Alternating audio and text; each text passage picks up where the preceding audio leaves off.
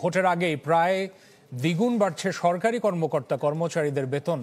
90 থেকে 93% বাড়িয়ে নতুন বেতন কাঠামোর খসড়া চূড়ান্ত করেছে জাতীয় বেতন কমিশন। অর্থনীতিবিদরা বলছেন এই প্রস্তাব কার্যকর হলে বেতন সুবিধার বাইরে রয়ে যাওয়া বিপুল জনগোষ্ঠীর সাথে একটা বড় ধরনের বৈষম্য তৈরি হবে। ইমদাদ হক এ নিয়ে রিপোর্ট করেছেন। মূল্যস্ফীতির চাপ সামলাতে সরকারি কর্মচারীদের বেতন বাড়ানোর সিদ্ধান্ত নেয় অন্তর্বর্তী সরকার। গেল 27 জুলাই গঠন করা হয় জাতীয় বেতন কমিশন, যারা চূড়ান্ত প্রতিবেদন দিতে চায় ভোটের আগেই আগামী ডিসেম্বরে। আর নতুন বেতন কার্যকর হওয়ার কথা আসছে জানুয়ারি থেকে। এরই মাঝে চূড়ান্ত সরকারি কর্মচারীদের বেতন কাঠামোর খসড়া, যাতে গ্রেড 1-এর কর্মকর্তার বেতন ৭৮,০০০ টাকা থেকে বাড়িয়ে ১,৫০,৫৯৪ টাকা করার প্রস্তাব দিয়েছে কমিশন। অর্থাৎ 10 বছরের ব্যবধানে যা বাড়ছে 93%।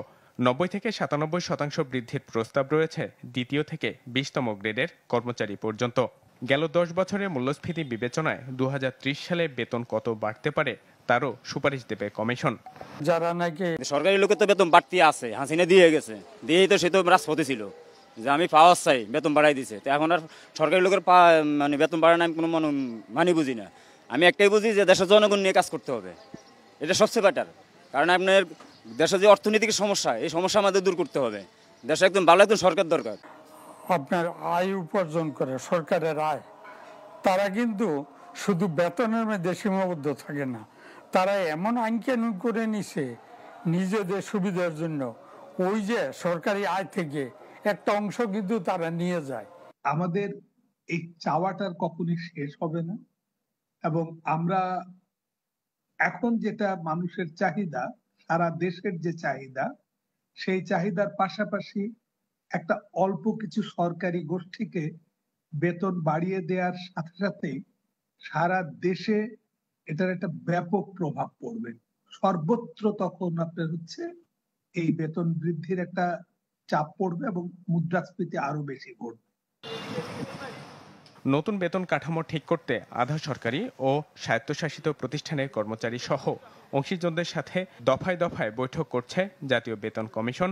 অর্থ মন্ত্রণালয়ের কাছে জানতে চাওয়া হয়েছে বাস্তবায়নের কৌশল ও পরিকল্পনা।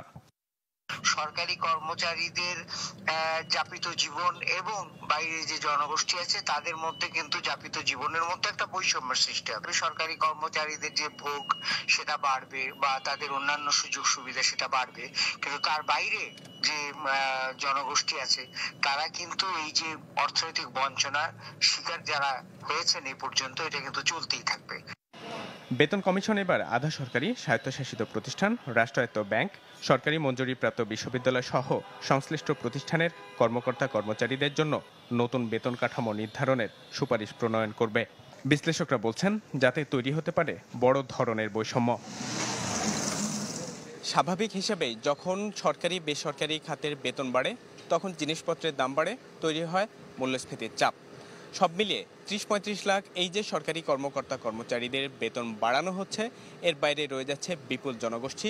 বিপুল এই জনগোষ্ঠী মূল্যস্ফীতির চাপ কিভাবে সামলাবে আর সরকারি বা এটা কিভাবে মোকাবেলা করবে, সেটাই এখন দেখার বিষয়।